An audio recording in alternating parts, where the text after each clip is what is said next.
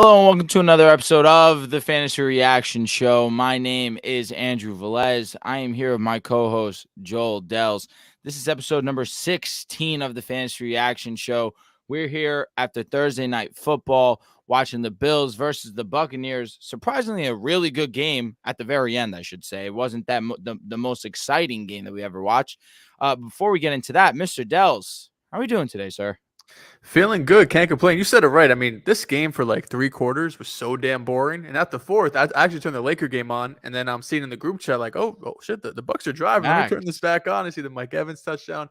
But I'm doing good, man. We got fantasy reactions tonight. We got an NFL/NBA episode tomorrow. And we got both of us, the whole Pick a Side crew. We got a bunch of parties to go to, a bunch of Halloween parties to get to this weekend. So a lot of work to do, but it'll be worth it at the end. Before we get into anything, if you guys are with us and you like what you're watching, make sure you guys go and you hit that like button down below.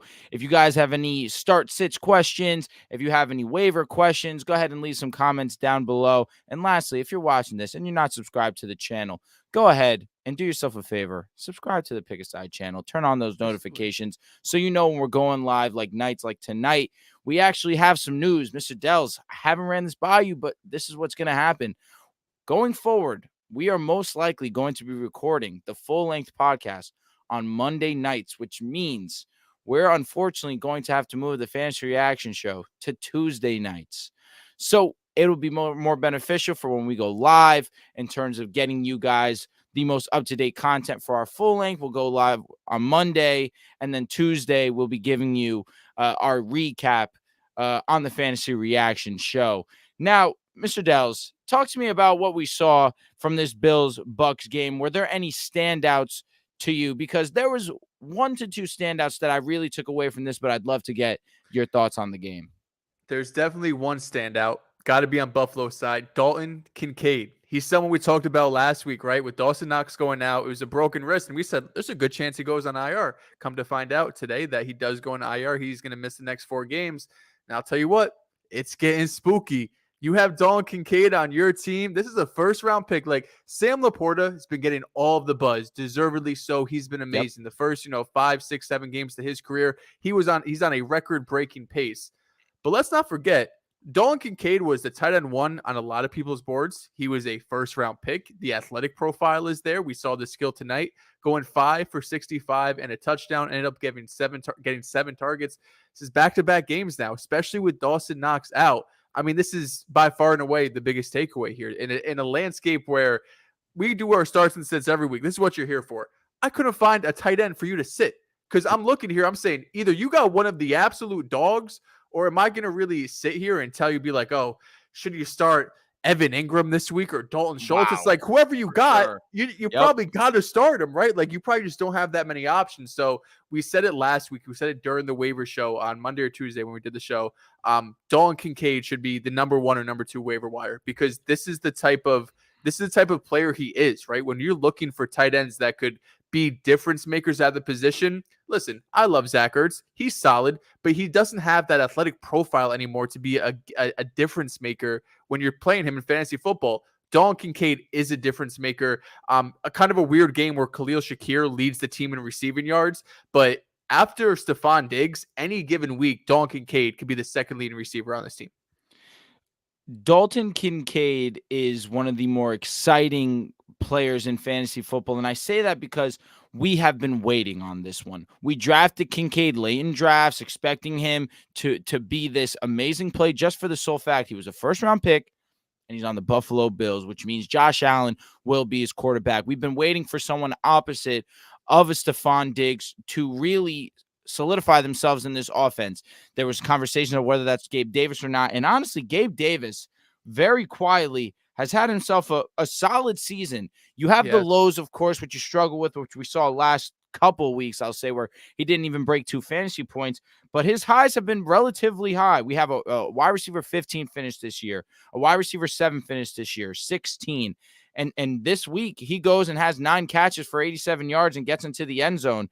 So really, it's been great to see these two guys really start to get incorporated a little bit more as we go on in the season, because we started to get a little bit concerned whether this offense was a little bit one-dimensional. We haven't seen them be at their best against the Giants, really, is what I'm talking about. You only put up 14 offensive points going up against the New York Giants, and I've been very vocal. I think that the Giants have looked solid these last couple of weeks, but nevertheless, you are the Buffalo Bills. You are a lot better than what you have shown. So it was great to see them really start to get that into fruition as we saw this game progress. But all in all, not too many takeaways on the Buccaneers side. Even in a bad game, you see Chris Godwin and Mike Evans still be fantasy relevant. Godwin gets into the end zone. We see Mike Evans get into the end zone late where he didn't have his best game.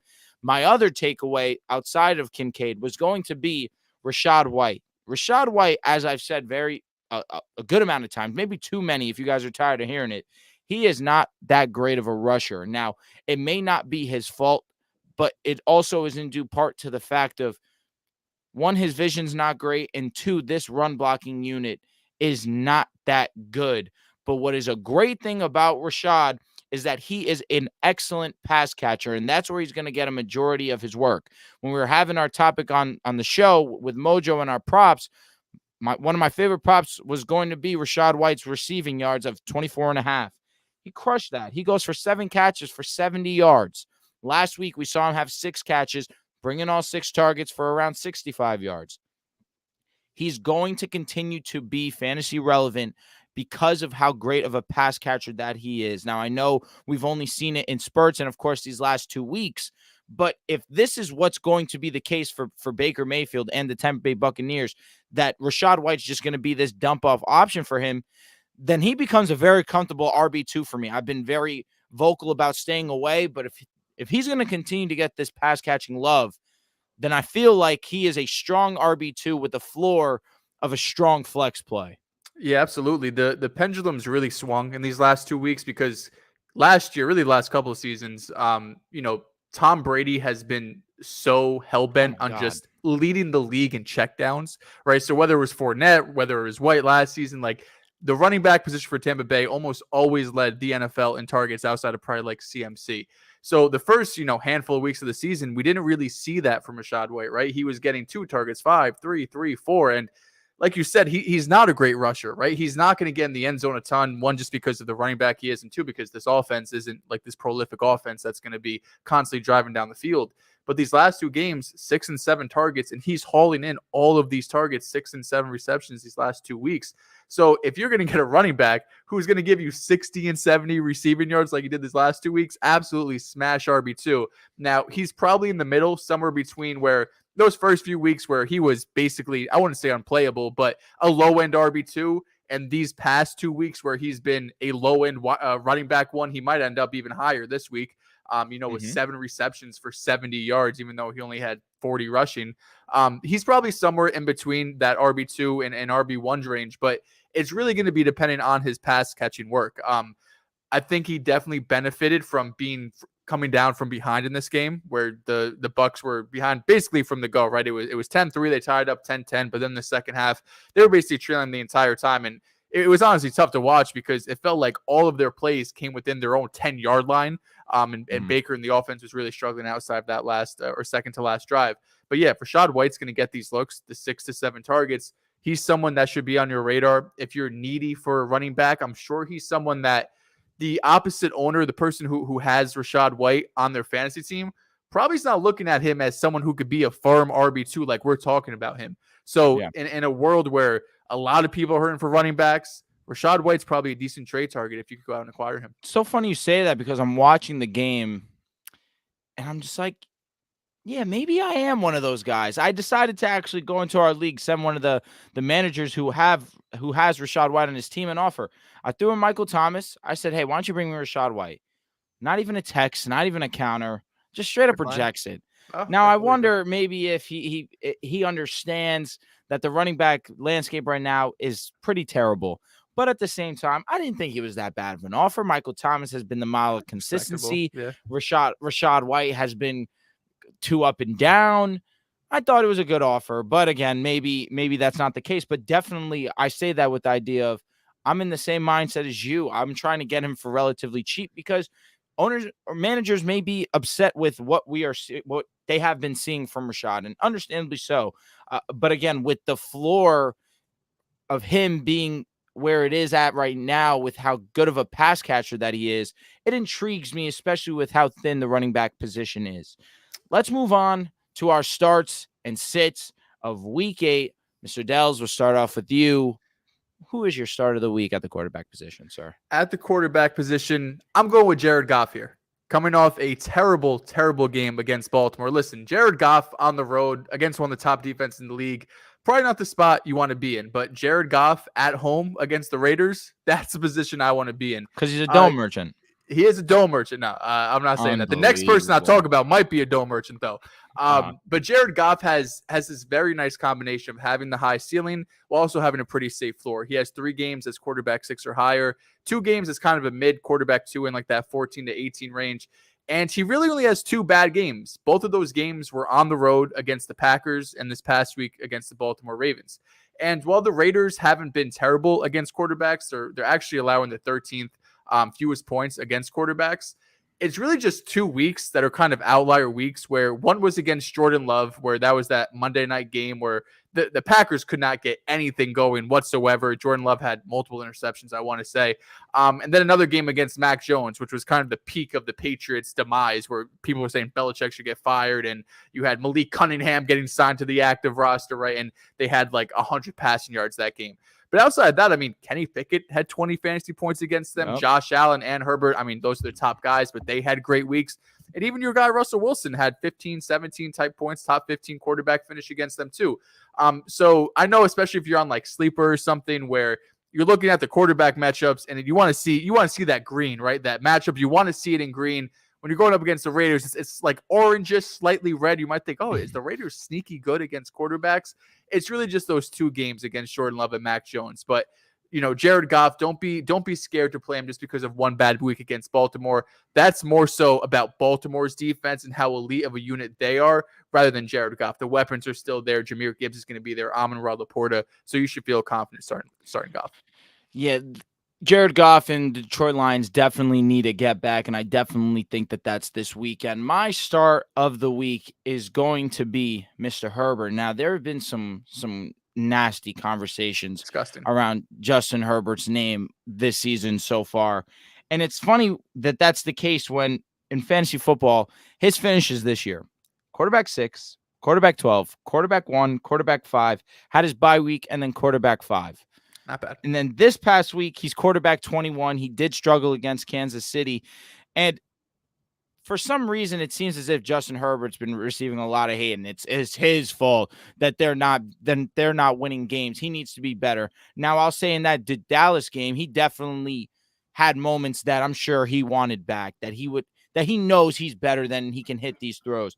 Against Kansas City, same thing. Ending the game on an interception is not ideal. But I'm giving my vote of confidence to this guy. You're going up against Chicago. Chicago has been overly generous to giving up points to quarterbacks. Right now, they rank 26th in terms of points allowed to the quarterback position. The last 2 weeks, they've put together some solid performances, but of course, that's against a backup quarterback in Brian Hoyer in Las Vegas, and then Kirk Cousins against Minnesota, which is a solid showing.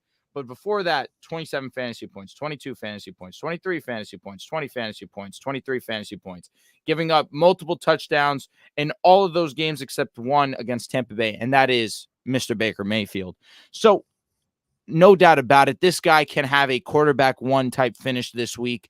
He should be on a mission. This is the perfect matchup for him to do so. Absolutely. And you're talking about the Chicago Bears, how generous they are to opposing quarterbacks. There was one quarterback who was not good against Chicago Bears. He's going to be my set of the week this week. That's going to be Kirk Cousins against Green Bay. We make the jokes about the dome merchants with Jared Goff. And, you know, while we're here for the ha-has, Kirk Cousins has kind of been a dome merchant this year. When he's at home, he's had QB9, QB4, QB10, QB6 finishes. While he's on the road, QB2 against Philly, phenomenal. But then QB22 against Carolina and QB24 against the Chicago Bears. I mean, those are two opponents that you're expecting Kirk Cousins to be able to put up some sort of performance. And the Carolina game was with Justin Jefferson. So it wasn't like Jettas got hurt that game or anything. Jettas was in that game 100%. This week, he's going up against the Green Bay Packers in Green Bay. And the Packers have been quietly an elite defense in terms of facing opposing fantasy quarterbacks. Nobody's thrown more than 1 passing touchdown. Nobody surpassed even 240 passing yards against them. Now, to be completely transparent, the schedule has been pretty favorable for them, right? The opponents they're going up against, they've played Russell Wilson, they've played Derek Carr. They've gone up against some really Justin Fields, some bad opponents, some bad quarterback play. But they did hold Jared Goff to just 12 fantasy points and a QB 21 finish around week 3, week 4 earlier this season. So they have shown when they're going up against, top 12 type quarterbacks, which Kirk Cousins absolutely is in that tier, they can hold them. So while we joke about the whole road merchant, or excuse me, the dome merchant, Kirk Cousins has undoubtedly struggled more on the road this season. And we definitely went a little bit too hard, at least I did 2 weeks ago when he had that terrible game against Chicago where I said he might not be startable the rest of the way because he goes out against San Francisco and has one of the best games of his career. But I don't want us to get too far ahead of ourselves and be like, Kirk Cousins is a must-start quarterback one now going forward. He's somewhere in between, right? He's not unstartable. There's going to be certain matchups, specifically when he's home. That's what I'm going to be looking for. That's when he's more comfortable. And this offensive line has played a lot better. So that's important too, that I think number one for Kirk Cousins or really any quarterback who are standing in the pocket, they're not making plays outside of the pocket. Losing Justin Jefferson, it cannot be overstated. But if the offensive line is going to play as good as it did against San Francisco, there's still a good chance he has a good fantasy day against the Green Bay Packers. I'm just expecting that there's a possibility you have someone else on your team. Maybe you pick someone else off waivers or even drafted a second quarterback that I'd be looking for in this matchup. Yeah, it was difficult to find a sit for me. I had to go as bad to belittle one of my favorite guys in the game right now, and that's Daniel Jones. Daniel Jones is going up against the New York Jets. He's starting? He's playing? He should be, at least. Okay. Listen, my idea was you sat him last weekend against Commanders. The idea was that you'd get Andrew Thomas back. You would get Daniel Jones back. That was my idea. And so regardless, let's say it's Tyrod Taylor also, who had himself a solid fantasy week against the Commanders as well. Either of these two guys going up against the New York Jets, if you're really in a bind this week, do not search for a Giants quarterback. There has been no quarterback in fantasy football this season to score 20 fantasy points against the New York Jets defense. They have been on a different level. We have seen them go up against Josh Allen, Patrick Mahomes, Dak Prescott. Even Dak, who had himself a good game in real life against the Jets, did not crack 20 fantasy points. And Jaylen Herz. So do yourself that favor. Stay away from both of these guys. I love Daniel. I rock with Tyrod. It is not this week. But I'll tell you one thing to take away from fantasy real quick. I had a moment to sit down and think about it, man. Who have I become taking the Jets over the Giants this week? I just don't feel good about it, man. I don't know if I want to switch. Commented and said you're taking the Broncos over the Chiefs, but you won't take the Giants over the Jets. I saw this. Said he's kind of talking. Yeah, Nick was kind of he was chatting there. What am I supposed to do? One, I'm a Broncos fan. One, I'm a Broncos fan. Two, come on, man. The Giants have not been good. The Giants? Jets defense is great. I do rock with the Giants. Andrew Thomas is back. That's also a big influence on my brain. What's the Giants group chat? What'd they say when they saw that pick? No, they were quiet. I think they understand. I called Charles and I said, listen, man, I don't feel good about what I did. And he said, yeah, you're not a rider. That was basically, like a knife. He was being honest. He was being honest. I hate to say that he's right, but he is 100% right. I'm worried. Look, I just told you the numbers. There's been no quarterback, and I listed off some elite guys to thrive against the Jets. It's the Jets. The defense has been at a different level than the rest of the league. Mm-hmm. Absolutely. And I don't know if you saw Sauce tweeted out like the emoji, like I don't know how to describe the emoji, but like the semicolon and the slash, that type of emoji. And then he deleted it and said out like I was just messing with you guys or some shit. Because he's been him and DJ Reed these last 2 days, Wednesday and Thursday, full participant in practice. So a great sign that they'll be back. Because don't forget, the Jets did that to Jaylen Herz, and they were starting Bryce Hall and some random dude they signed off the practice squad like 3 days earlier. I don't blame you for sitting Daniel Jones this week. Moving on to running backs. My running back star of the week is going to be Isaiah Pacheco. Pacheco, we talk a lot about, steals of the drafts and guys who are great values. Pacheco's been nothing short of amazing for fantasy football right now. He's a top 10 fantasy running back, and he's every week he's not good enough to be in the studs, right? Because he doesn't have many running or top 10 finishes at the running back position, but he's never bad either. From week 3 on, he's been running back 12, running back 6, which we did talk about him. That was that Jets game. Running back 15, running back 14, running back 11. Right now, there's very few running backs that I'm trusting more than Isaiah Pacheco. In a landscape like we've talked about really all season long, where there is not a lot of guys you can trust the starting running back for the Kansas City Chiefs, who weekly is almost guaranteed to get at least 15 touches. And now he's going up against the Denver Broncos, who their defense has improved without a doubt these last 2 weeks. I don't think that could be understated, right? You go from that Dolphins game in week 2 or 3, where they let up 300 plus rushing yards and like 1,000 touchdowns, to where they are now. It is a drastic improvement. But still, they let up over 170 total yards to running backs against the Green Bay Packers last week. And that was with Aaron Jones playing around 30% of snaps. So it was mostly the A.J. Dillon show. Aaron Jones got involved a bit here or there. And we've already seen Isaiah Pacheco have a top 15 finish against them. And that was without scoring a touchdown. So that was with him just on the ground, through the air, pass catching. Right now, he's actually 14th in terms of running back targets. And one of the biggest knocks coming into the season for Pacheco was that Mahomes just doesn't target running backs. That was kind of a big thing around when Clyde got drafted too. It's like, listen, Clyde, first round pick. You love the fantasy spot. You love the value in the first round. But is Mahomes going to throw to the running back? And listen, Clyde had his own problems. But Pacheco has shown that if you're good enough, Mahomes is going to get you that ball. And that's what he's been doing really all season long. So Isaiah Pacheco this week, top 15 running back. It's what he's been for 5 straight weeks now. If you go whatever format you're playing, it's going to be green, because he's been great this season. Isaiah Pacheco, really, I'll tell you what, the story's amazing. He's a great rusher. He's a violent rusher, honestly. He runs angry when the ball's in his hands. He's one of those guys that you'd want on your team, not only just in real life, but of course, fantasy football. And I'm glad that we're starting to see. I say glad, of course, because when it comes to Kansas City, it's always with a grain of salt. But my issue is now with a guy like Isaiah Pacheco, New Jersey guy. Got to show some love there. He's a solid dude, and when it comes to fantasy, he's been relatively consistent over these last couple of weeks. So I absolutely love the pick. Now, if you look at the name of the title of this video, it's time. It's Mr. Jahmyr Gibbs' time to finally have the backfield to himself. It's looking as if David Montgomery will not play this weekend, and going up against Las Vegas, who give up the 27th ranked fantasy points to running backs, he is going to have a field day. Last week versus the Baltimore Ravens, the script was, we're going to pass the ball. We're down late in the game. He got a ton of targets. I believe, if I'm not mistaken, he got nine catches in the game. 9 catches for 58 yards. That's where he got a lot of his love in terms of PPR, getting his work like that, but was able to get into the end zone, was able to rush for 68 yards on 11 attempts. So he was very efficient with his carries, averaging over 6.2 a carry, and did get into the end zone.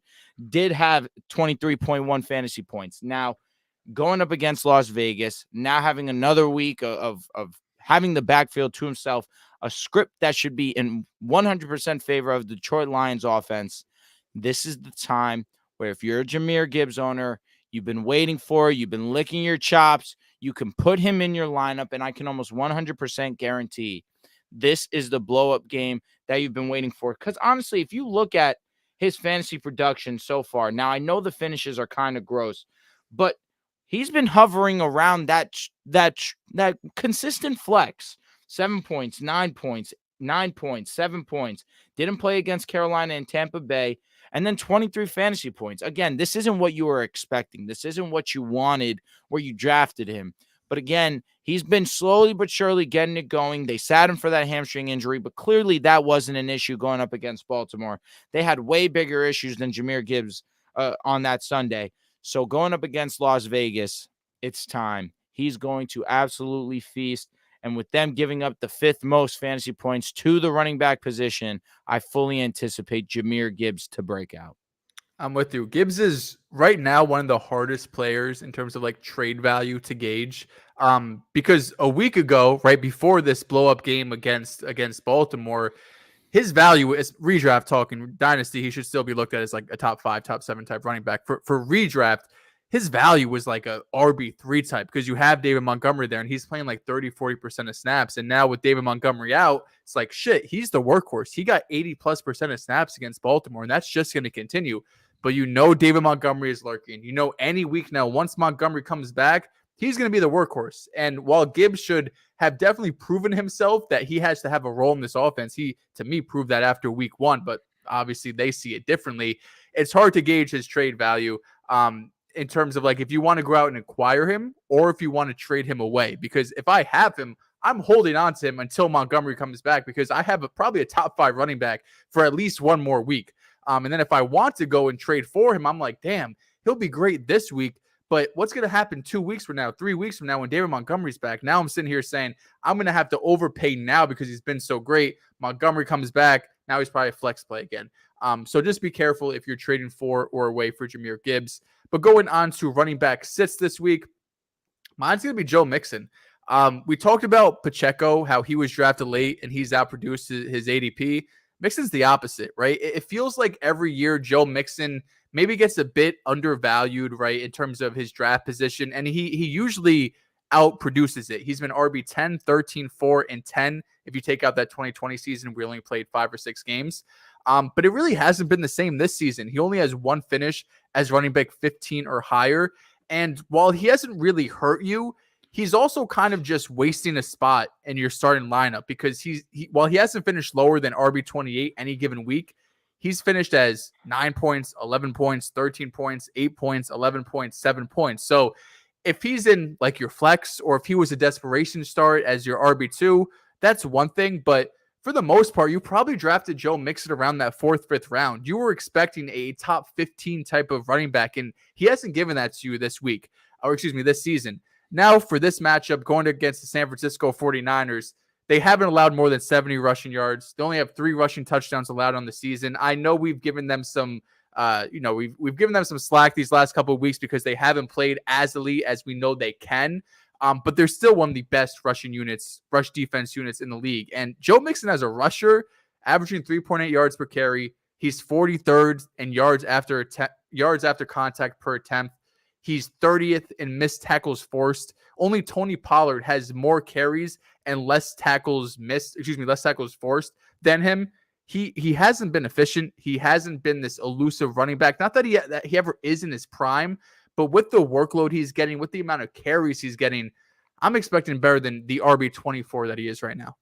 Yeah, Joe Mixon was one of those guys before the season started that I fear as we've seen the time go on, he's become less and less efficient.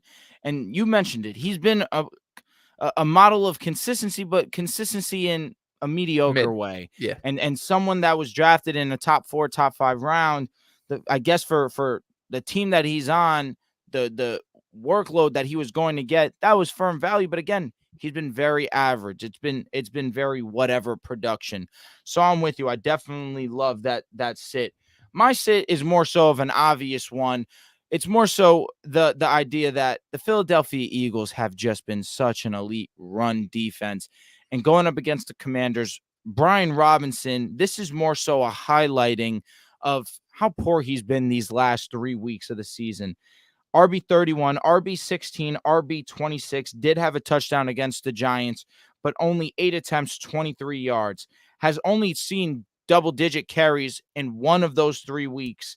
He has been wildly ass, to be kind. I'm sorry. But Brian Robinson in this matchup versus the Philadelphia Eagles, who are giving up the fewest points to running backs, he's one of those players that you hold on to because he obviously is that goal line back, has given you multiple touchdowns this season, does have 4 on the year. But I fear that they don't really want to lean into him as much. And also scripts are where Sam Howell has to carry a majority of the offensive load. Of course, that's the quarterback. That's what's going to happen. But they're passing because the defense puts them in positions that they have to pass. Now, that Giants game is not that case because it was a 14-7 final. They should have been in a position where they're running the football. They didn't. They weren't able to establish it. Again, they did not rely on him at all. Only 49% of snaps that he saw. He's only seen over 60% of snaps one time, and that was week 1 of the NFL season versus Arizona. So I don't know if I'm not dropping him because he can get into the end zone, but I don't know if Brian Robinson's startable for the foreseeable future unless the matchup is amazing. Why are they being so rude to you in these comments, man? We got a fantasy reaction show. Everyone's talking about the damn Lakers. what they doing to you? Come on, man. Like, can we get our shit off? It's okay, man. The truth of the matter is people don't like Lakers. They don't like Lakers fans, and I understand that. And it's a good joke. And right, they couldn't joke last season, so they got to get their jokes in now. KD has been horrendous. I don't know if it's changed in the second half, but he was horrible in the first half. LeBron's definitely not washed. He looked good early on. We're going to be all right. You guys just aren't a first month team. October, first half, November, not your shit. But then, after that, you guys cook up. Yeah, the thing is, they're talking like it's an absolute blowout. We're only down. Oh, the third quarter just ended. We're down 12. That's not great. Not great. Kevin Durant just made a step back jumper, ironically. Oh, KD's got 28. Whoa. He has 13 in the third quarter. Okay, I'm a little bit behind, so that was before the 3. Okay, moving on though. Fantasy football. Here we go. My wide receiver start of the week. I'm waiting for this guy to break out. I'm waiting for the big game. I think it could be this week. Zay Flowers going up against the Arizona Cardinals. All these other MVP candidates, Tua, Mahomes, Jaylen Herz, they'll have that one dude that's been going crazy this year, whether Tyreek Hill, A.J. Brown, it has been unbelievable, and Travis Kelce, especially these last 2 weeks, has really showed out. But Lamar hasn't really had that guy, right? It's been a group effort, mostly led by Zay Flowers and Mark Andrews. But it feels like any week now, Zay is just this close to getting that 100 yards, getting that touchdown, having that top 10 type of finish that we know he's capable of. This week, going up against Arizona, who allows the 6th most fantasy points to opposing wide receivers, I think this could be the week. If you look back at all of the wide receivers the Arizona Cardinals have played, they've kind of let all different types of receivers eat. Jalen Hyatt had 90 yards against them. He had, a couple big catches. Darren Waller had a nice game against them. Against the Cowboys, they shut down CeeDee Lamb, but Gallup had 92 yards. Ayuk went for 150, and then, the elite guys like Jamar Chase and Cooper Kupp put up just video game type numbers. And then we saw this past week, JSN finally got involved in the offense with DK out. He had 60 yards, his best game as a pro. So while Zay is not on that level of Chase and Kupp, of course, he has shown this year that he is more than capable to put up that 100-plus yard game, have a multiple touchdown game. It doesn't matter if it's in the short, intermediate, deep. Corners doesn't matter. If he's going up against a linebacker, he's going to slay those guys. He is too fast, too shifty to be able to get locked up by a damn linebacker. So what Zay Flowers has shown me is that he's earning the targets in this offense. I want to say he's number 1, maybe number 2 now to Mark Andrews in terms of targets. The explosiveness is there, and he has Lamar Jackson's trust. Lamar has shown multiple times that he will take that deep shot to Zay Flowers, and more times than not, Zay Flowers is coming down with that ball. So even though he's undersized, he's still able to make things happen down the field. This is the week I'm praying. I'm starting him in my main league this week. I need him because I just went up against Josh Allen, put up a 30 ball on me. So I'm hoping this could be the week for Zay. Let me ask you a question. Did you end up going Hollywood or Zay Flowers last week? Last week, I started Hollywood. Remember that was the big conundrum? Yeah. Honestly, it's how it always ends up. It's like you're between these two guys for your flex, and 9 times out of 10, you either win big or lose big, and it doesn't matter. That's tragic. I definitely love the Zay Flowers pick. The matchup's there. He's been solid. Like you said, you're waiting for that blow-up game. With the way that Lamar has been passing the ball, it's inevitable. He's too good. It's inevitably going to happen. My start of the week is my guy, Christian Kirk. He has been I feel like that's the theme of the show so far. I feel like that's the theme of the show, consistency, because that has been Christian Kirk right now in our league. At least he is the wide receiver 17. Last week finished as a top 10 finish at the wide receiver position, at wide receiver 9. has floated around the 20s. We're talking about wide receiver 20, 25, 21, 22, 23 to get into the top 10 last week was huge for him. And going up against Pittsburgh, who give up an unbelievable amount of points to the wide receiver position, Christian Kirk is one of those guys that we've seen Joey Porter lock up some good guys. Odell Beckham, the conversations where he was washed, he couldn't do anything. Joey Porter against Cooper Kupp goes and has himself a ball game. Joey Porter has been one of the better rookie cornerbacks in the league. And this is me highlighting the fact of I believe Joey's going to be on Calvin Ridley now, unless Calvin Ridley's going to be moving around the field, which is what they should be doing in their offense. They need to be trying to draw up looks to get him going on a more consistent basis. But right now, they're giving up the second most fantasy points to the wide receiver position. And that's going to be where Christian Kirk thrives. He's going to be in the slot. He's going to continue to get his fair share of targets. And going up against Pittsburgh, I fully anticipate Christian Kirk to dominate the matchup. Absolutely. Christian Kirk's been your guy all season long. He was someone, especially when you traded for Ridley, everyone was down on Christian Kirk. It's like, it's the Ridley show. It's the Ridley show. It's the Ridley show. And it's like, listen, it's 2023. Almost every offense is going to have two guys that are fantasy relevant if you have the quarterback. And Trevor Lawrence is more than capable of doing it. So he's been great this season. Moving on to wide receiver sits. This feels like an obvious one, but just in case you're not keeping up with the news, Ryan Tannehill is probably not playing. It's likely going to be Will Levis getting the start and possibly Malik Willis at some point. So if you have DeAndre Hopkins, please, please, please keep him on your bench. DeAndre Hopkins, even with Ryan Tannehill, up to this point, his name has more value than his true fantasy value. Week 5 against the Colts, he was amazing. Looked like vintage D-Hop, had a top 10 finish, had over 100 yards. But other than that, we're talking about the wide receiver 29, 62, 59, 40, and 82. I don't think this is a hot take, but I'd rather have Josh Downs rest of the season. That's kind of where I see DeAndre Hopkins right now, where he's probably a wide receiver 4. And if they're going to have Will Levis and Malik Willis starting for the next week or two because Tannehill is dealing with that high ankle sprain, D-Hop becomes unplayable, right? He might luck into a touchdown and he ends up as, the wide receiver 36 or 40 on the week, and you're not absolutely, killing yourself over it. But there's no upside here. I mean, Maybe Will Levis shows me, makes me look dumb and he goes out and throws for 300 yards. But from what I've heard out of Tennessee from both of these guys, Will Levis and Malik Willis, I'm not expecting that. And now he's going up against Atlanta, who allows the 7th fewest fantasy points against fantasy wide receivers. I'm not looking forward to it. Also, Treylon Burks is practicing. Fingers crossed he plays this week. Sucks that it's going to be with Levis and Malik Willis, so I'm happy for that. I know that I've said that on the regular show, I don't think that it's Will Levis's time, but maybe Will Levis is what a guy like DeAndre Hopkins needs. And I say that more so in the fact of when you're a rookie quarterback, what are you doing 9 out of 10 times? You're staring down your wide receiver 1. You're just trying to get him the ball because he's your most reliable guy. If you're going to try and force a ball, make a mistake, you do it to the wide receiver 1. So we see the consistent targets there. So maybe that could be a bonus, but I'm with you. You can't feel confident in Malik or a rookie in Will Levis. So my wide receiver sit of the week was one of your guys or one of the guys that we spoke about on a couple weeks, either last week's show or the week after or the week before that, is going to be Tyler Lockett. Tyler Lockett against Cleveland won. That matchup stinks as is. I know we just saw Josh Downs have himself a ball game against Cleveland, but Tyler Lockett has been almost near a ghost so far this season. We saw him go off against Detroit in week 2. Since then, it's been wildly disappointing. Has not really had that over-the-top game. Did have a solid game against Cincinnati where he did have 94 yards.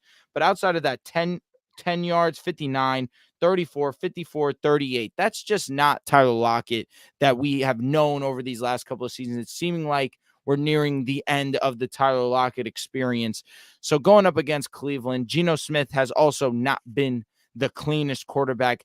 Definitely not the Geno that was last season. That's kind of surprised me, given that they should have just had just a little bit more continuity going into this year. And now Geno's playing with some confidence.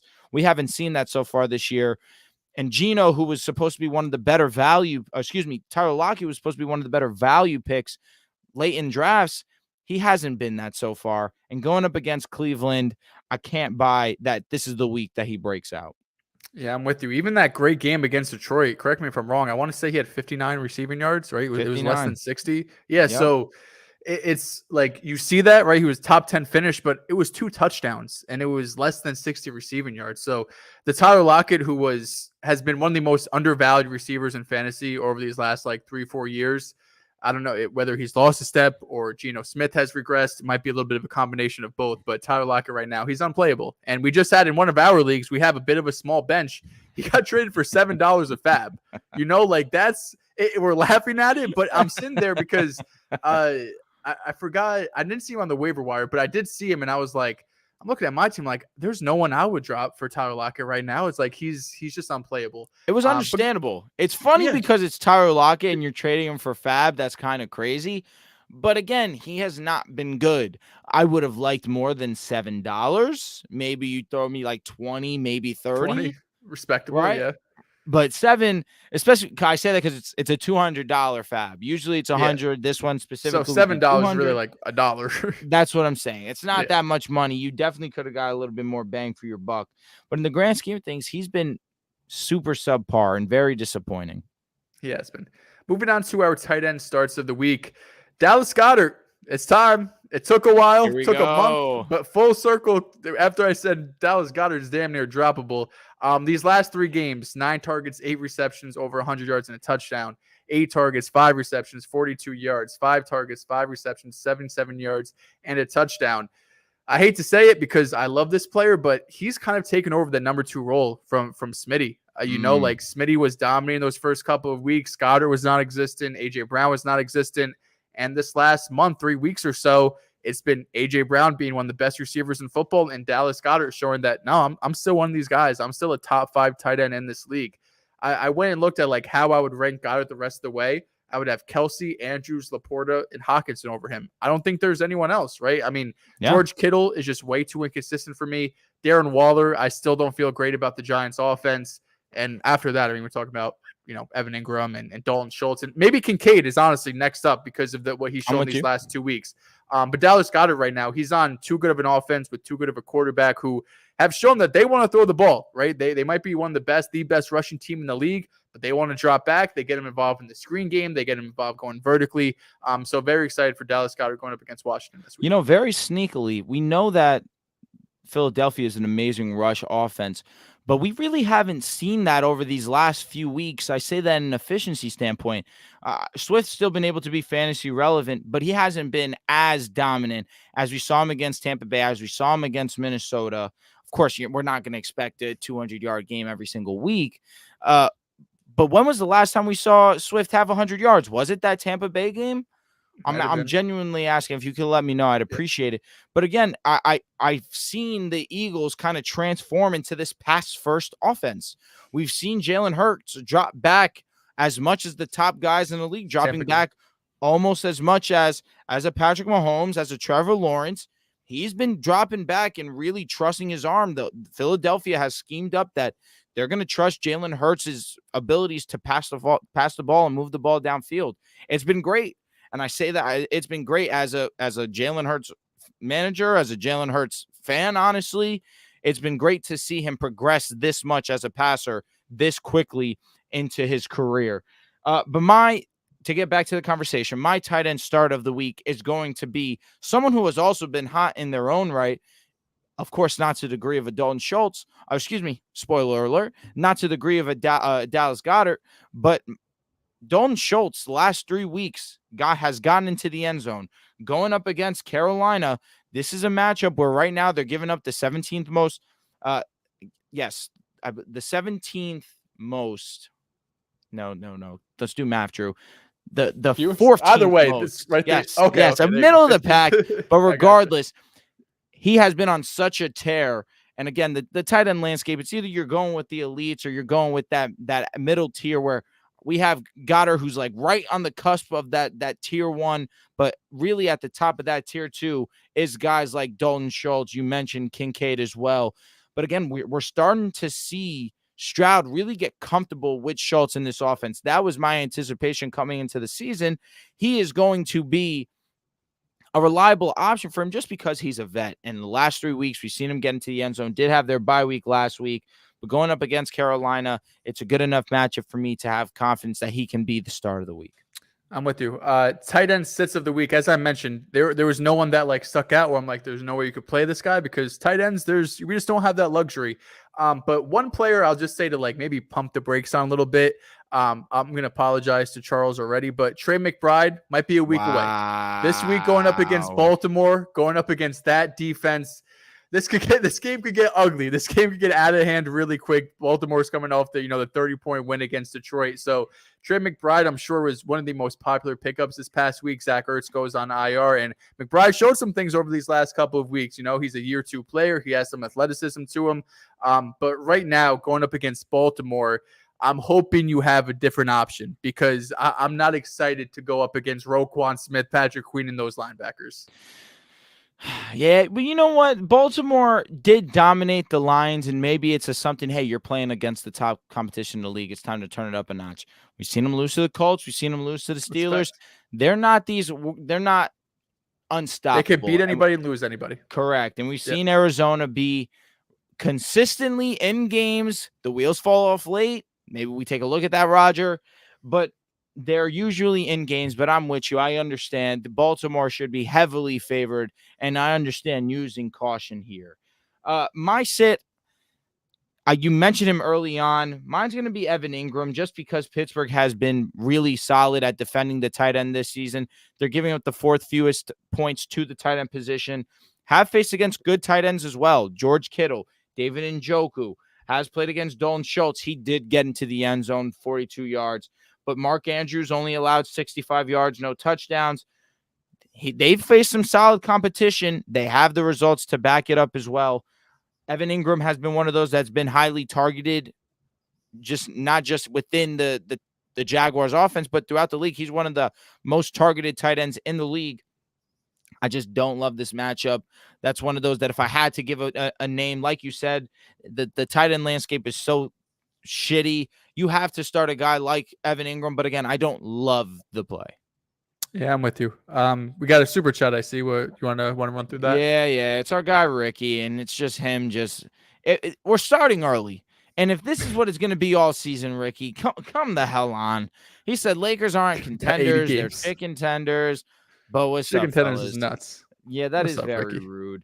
Now, before we get into injuries, I'll say this. If you guys have any start-sit questions, leave them in the chat below. We'll answer them as we go on. But Mr. Dehls, if you can get the injury report up for us, that would be 100% amazing.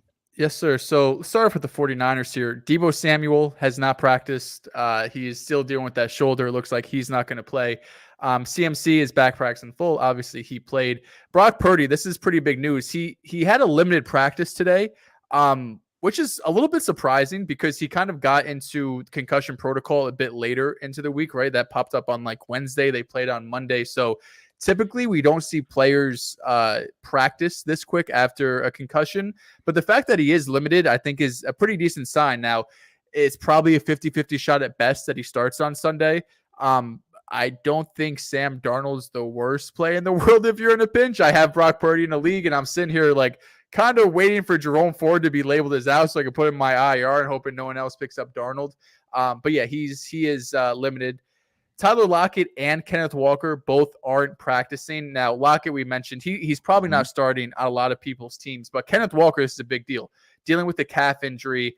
He hasn't practiced all week. He hasn't practiced Wednesday, hasn't practiced Thursday. So the Friday injury report is going to be huge, whether he plays or not. If he doesn't play, Zach Charbonnet obviously gets a huge lift, a huge boost there. And he probably enters running back 2 territory. Josh Palmer is someone who's been fantastic ever since Mike Williams has gone down. He has not practiced this week either. He's dealing with a knee injury. If he doesn't play, I know we've kind of written Quentin Johnson off at this point, but Quentin Johnson becomes kind of interesting. I don't want to play him. I don't want to start him. But he's going to get more opportunity. He's going to get more looks just off of pure, you need to throw the ball to somebody because, it's getting real thin over there. Kyler Murray, this is huge. He is off the injury report for week 8. He has practiced in full back-to-back games. Now, we did, back-to-back practices. We did get that report, I want to say Sunday of this past week, where they said he's probably going to be out week 8, but expect him to start week 9. I feel there's a 50-50 chance he plays right now. If he's practicing full multiple days in a row, he was practicing some, I want to say, last week as well. So it's a good sign for Kyler Murray. It's a great sign for Hollywood Brown, for Trey McBride, for really, of course, the entire offense as a whole, if Kyler Murray does play. So keep an eye on it.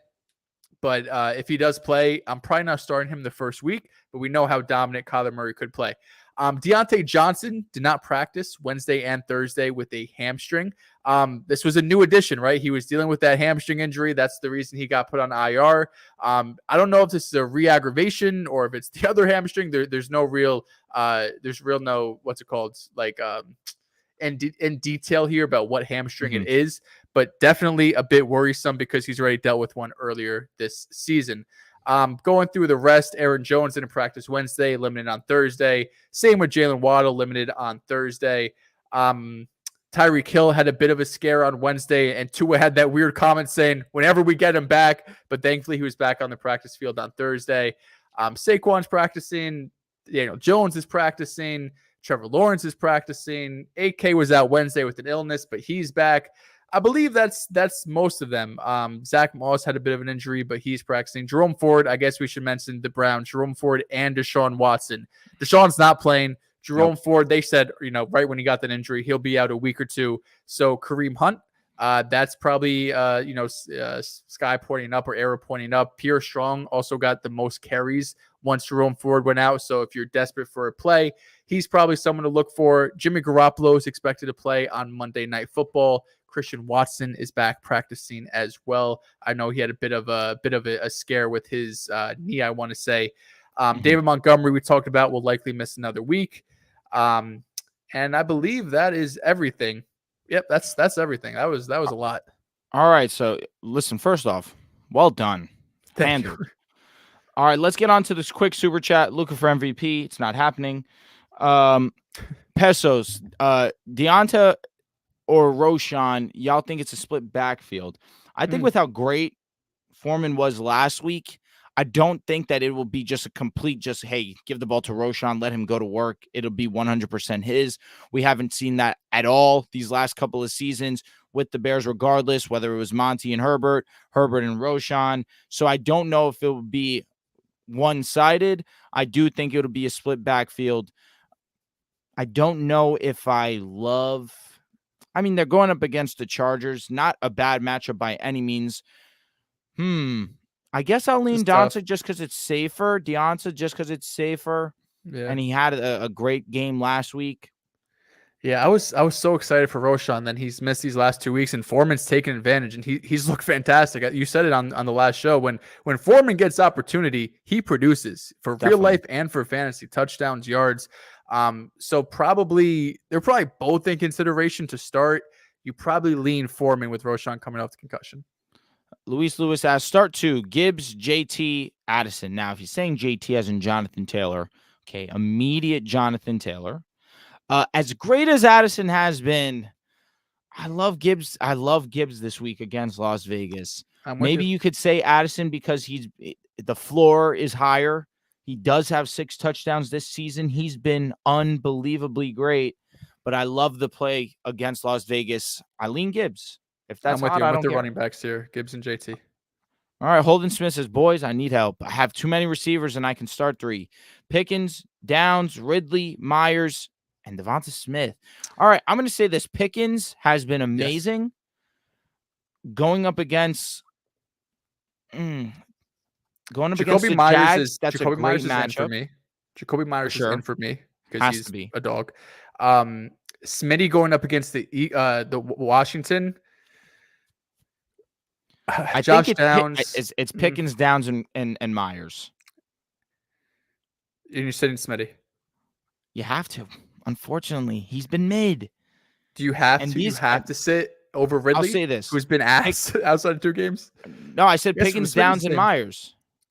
Oh, my bad. Yeah, there's 5 names here. Yeah, correct. 5 names here. So, Downs, Downs has been great, and with Minshew, he's the floor is a strong flex, one of the best flexes there are right now. Pickens has been one of the best sophomore receivers this season.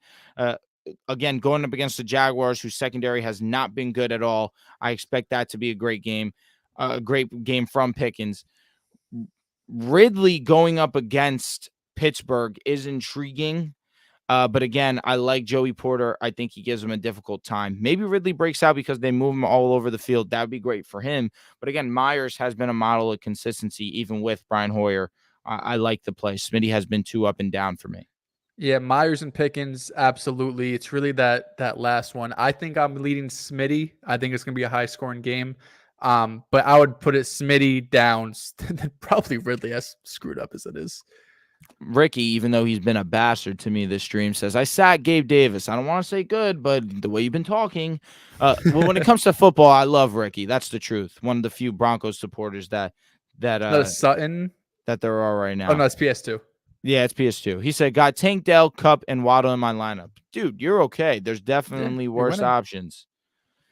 Gio asked, Damian Pierce, Drake London, or Zach Moss in the flex this weekend. Damian Pierce has himself the best matchup of the three. He is going up against the Texans. The Texans give up a ton of yards. Excuse me, the Panthers. The Panthers are one of the worst rush defense in the league. You know, I'm on dyslexia timing so far. But Damian Pierce going up against Carolina. Carolina has not been able to stop a nosebleed when it comes to the run game. I love that matchup this week. I had a choice of James Cook or Damian Pierce this week. And you guys know how much I love James Cook. I have Damian Pierce in my lineup over him. Drake London gets Tennessee, which is also lovely. Zach Moss is definitely getting sat here going up against the Saints, and JT is getting more snaps now. So Zach Moss is easy to cut here. It's between Pierce and London for me. Pierce definitely feels safer. London probably gives you some more upside as a receiver. So depending on your matchup, I probably slightly lean Pierce just because London with Arthur Smith, you never know what you're going to get. But both of those guys are good starts. All right. Jared Lieberman says, I'm offering Cole Kmet and Devonta Adams for Kelsey. Good trade? I'm in. If it's a tight end league, I do like it. If it's even not Kelsey. A tight end league. Devonta Adams is Devonta Adams. But I get where you're coming from. Yeah. I only highlighted this because he showed me this trade. Zay Flowers for Christian Watson, Gabe Davis, Sky Moore, and a 2024 third. Would you do it? Yeah. Yeah, I think I would do Dynasty it too. League. Christian Watson, Gabe Davis, a top 20 receiver. He's 24 years old. That's all I'm going to say. Prediction for RB1 and wide receiver 1 this weekend. Wide receiver 1, I'm just going to go on a limb and say Tyreek, even though it's against New England. We didn't see him do that well. The first matchup, I think week 2, matchup 2 versus New England, I think he goes and has himself a ball game. Of course, A.J. Brown's in that discussion. But RB1, it could easily be Jahmyr Gibbs. My wide receiver 1, I would say A.J. Brown. If you look at like the zone and man numbers that Washington runs and what AJ Brown dominates in, it's a perfect matchup for him. And it's just AJ Brown. So you're going to know. And running back, I love Gibbs. Let's have a big Breece Hall game. Who says no? Give me 200 yards. Oh, listen, I love it. And listen, that's going to do it from us at the Fantasy Reaction episode 16. If you guys have stuck around this long, do us a favor, like the stream. Go ahead. If you guys have any questions, any comments, leave them in the comments section down below. If you guys aren't already subscribed to the channel, again, do yourself that favor. Subscribe to the channel. Turn the notifications on so you guys know we're going live like nights like tonight. Again, like I said, we will be recording every Thursday, but we might be pivoting to Tuesday night. We'll keep you guys updated on that. And I'm going to leave you guys with this. You guys were talking shit all night. I'm leaving the stream with the Lakers winning as we speak. So you guys can eat it. That's all I'm going to say. But nevertheless, all jokes. Hey, Santos, don't spoil anything. Playback is in the motion. We are trying to get that going for you guys. But again, we appreciate you guys. Have a good one.